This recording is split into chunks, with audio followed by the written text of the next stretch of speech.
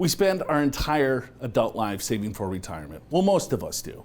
And then you get to this magical point of 65 and say, all right, now am I ready to take the plunge? Are you ready? Do you have the appropriate keys to get you to successful retirement?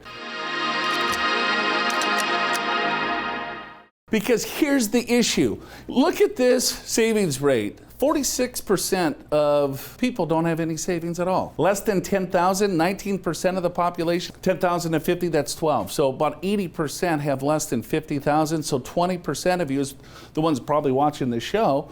But it's kind of scary out there. A lot of times we're not necessarily prepared for retirement, so let's get prepared right now. Let's bring in the big man, Big Al Clopine. So there really are a few key questions you need to ask yourself to make sure that you're actually ready for retirement. And I think number one is really, can I afford to retirement? We're going to look at a few numbers just to give you kind of some simple math to figure this out. First off, you want to take a look at your fixed income. How much money do you have in Social Security or pensions, right? That's a pretty simple calculation. You look at your Social Security statement, and if you have a pension, you kind of take a look at your pension statement, get a rough estimate.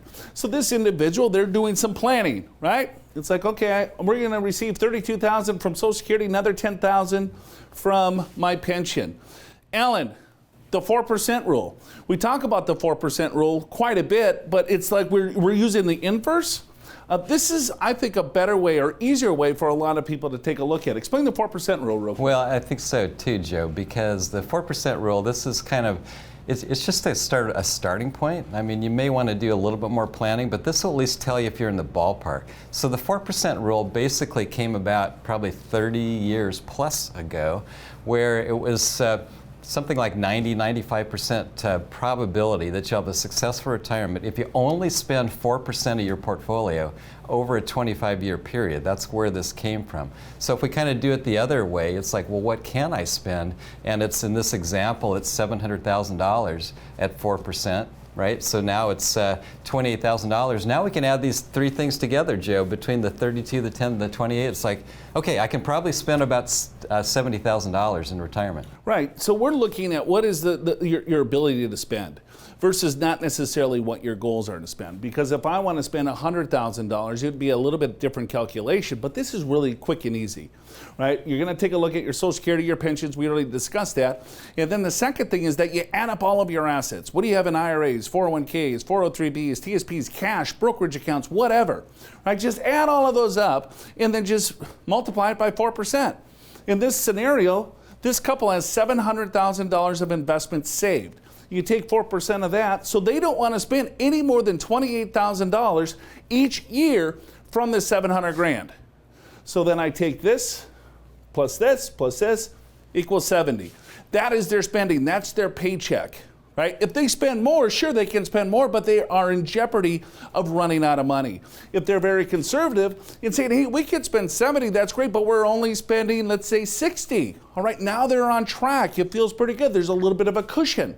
So when we look at how do you know how much you're spending, this is the biggest issue because most people have no clue. Yeah, because no one wants to do a budget, right? Right. Myself included.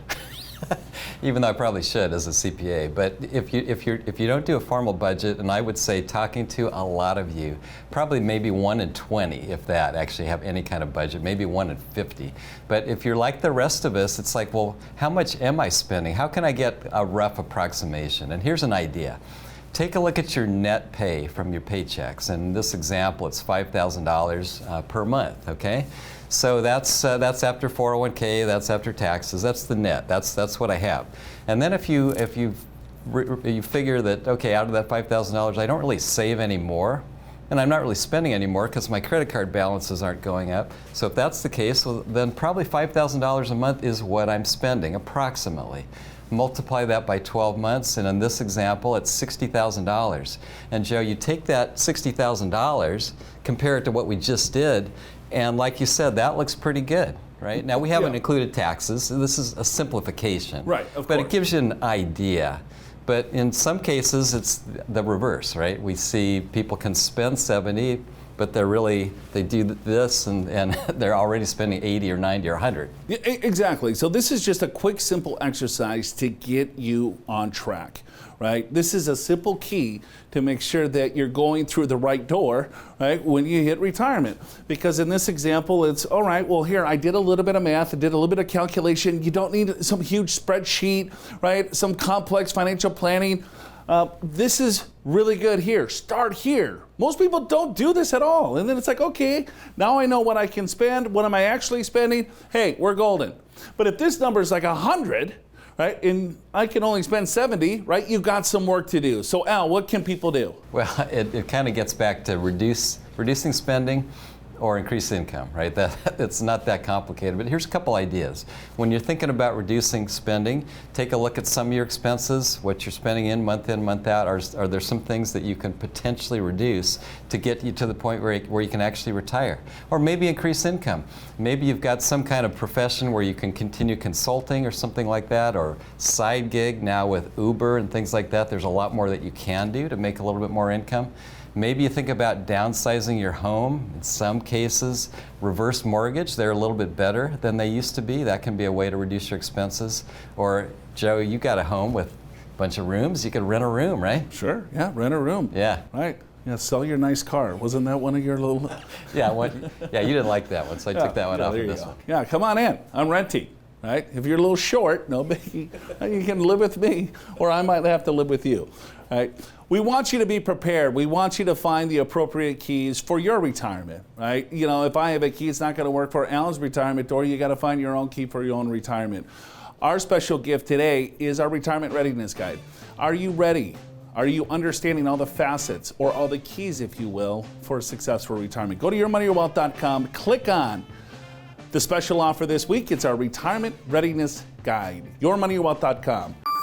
Are you prepared for retirement? Schedule a free financial assessment with an experienced financial professional right online at purefinancial.com.